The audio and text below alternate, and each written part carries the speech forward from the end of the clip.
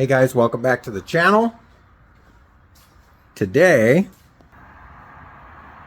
I bought myself a 3/8 NPT coupling that you can find at any hardware store. They're about $5 or $8 or however much your hardware store charges you. And today we're taking out the garbage. We're just getting rid of some more trash that we don't really need anymore. So let me show you what I'm after. This guy right here. See this loose cable? So this is a load sensing valve. The only thing it does, it was Stewart and Stevenson's attempt at an anti-lock braking system on these earlier trucks. So the heavier your truck gets and the more your axle goes up, the less tension that's on this cable. And when you're in the 100% upright position on that lever there, the pressure from this side goes straight through, all the way through. There's no restrictions. So my plan is to take that rusty piece of garbage along with all this cable assembly and everything else and toss it straight into the dumpster, and then we're just going to take that fitting and that fitting and we're going to couple them together with our little $8 piece of brass, and then we're going to move on with our lives and not look back. So yeah, not going to do a time lapse on this because I'm going to be cursing and swearing and not having a good time getting that stupid thing out of there. But once it's done, man, life is going to be so much better. So stay tuned. I lied. It's a 1/4-inch NPT fitting, which I already had, so I didn't even have to go to the hardware store, but I'll hang on to that 3/8 coupling for some other project at some point. So 1/4 inch, and then we're going to go into the T under the truck and be done with this nonsense. Well, would you look at that? Like it was meant to be there.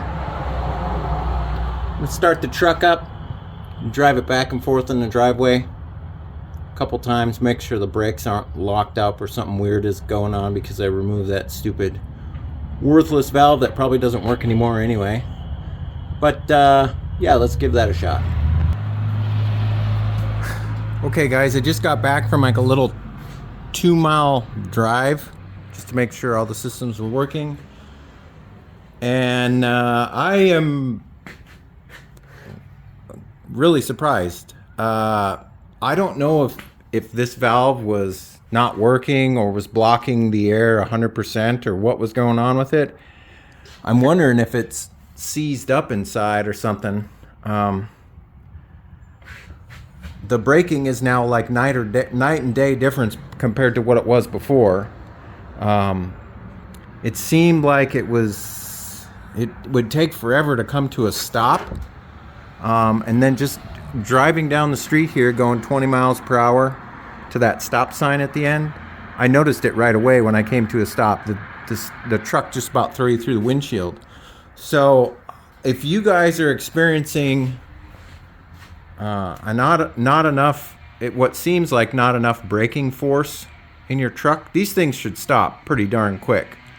I've noticed over time mine has gotten worse and worse and worse, and taking this off and just replacing it with a 1/4-inch NPT coupling made a huge difference. Huge. It may not make a difference on your truck if this thing actually still works, but I think this one has something wrong inside it where it wasn't letting any of the pressure through. So I consider that a win. I was really surprised that this actually worked.